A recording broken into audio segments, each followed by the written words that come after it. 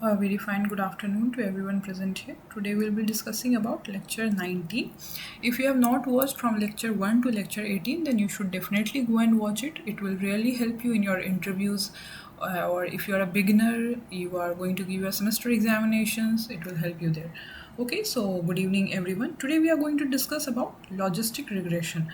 Okay, so we have known that so far we were predicting continuous values like salary or price, but in many real world cases we need to predict categories. For example, is an email spam or not?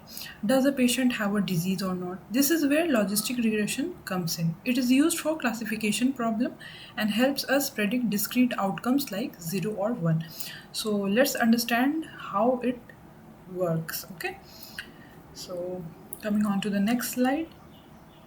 Now you might be wondering, why can't we use linear regression for classification? The problem is that linear regression can produce any value, negative or greater than 1.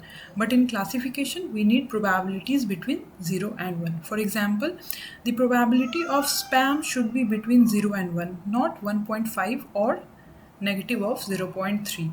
Because of this limitation, linear regression is not suitable for classification problem. So we need a different approach, and that's where logistic regression comes in. Okay, now we'll try to understand what is sigmoid function. Okay, so the function takes any input values and converts it into value between 0 and 1. This is exactly what we need for classification probabilities.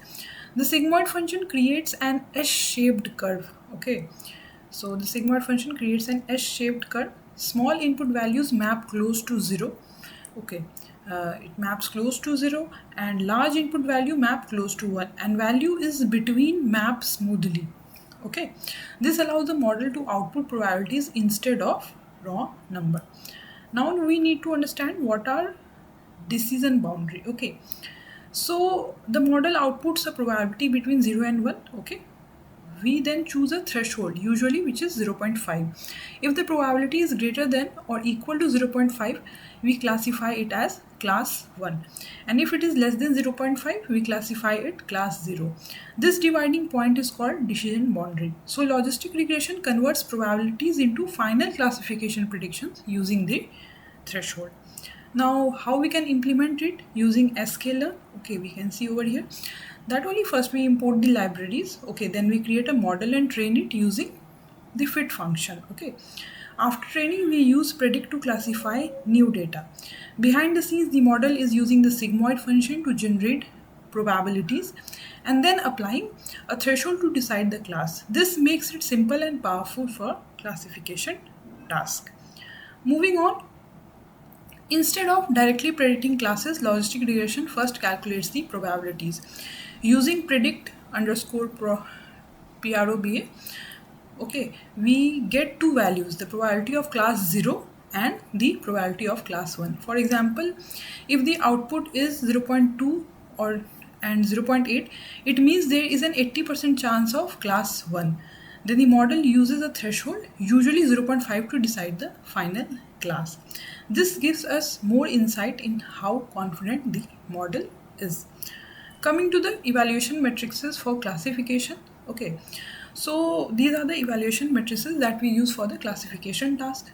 Okay, so accuracy tells us how many predictions are correct overall. Precision tells us how many predicted positives are actually correct.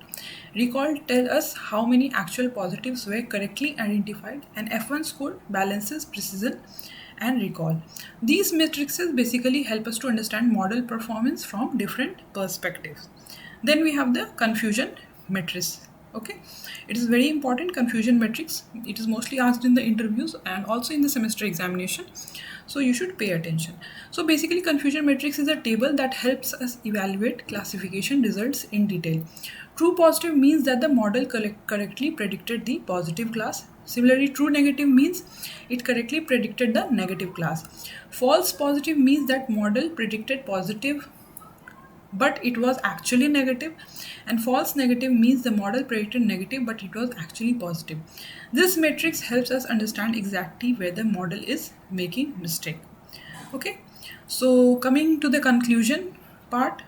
Okay, Logistic regression is used for classification problem. It uses a sigmoid function to output probabilities and then applies a threshold to make decision. We evaluate the model using matrices like accuracy, precision, recall, and confusion metrics. In the next lecture, we will explore other classification algorithm, okay?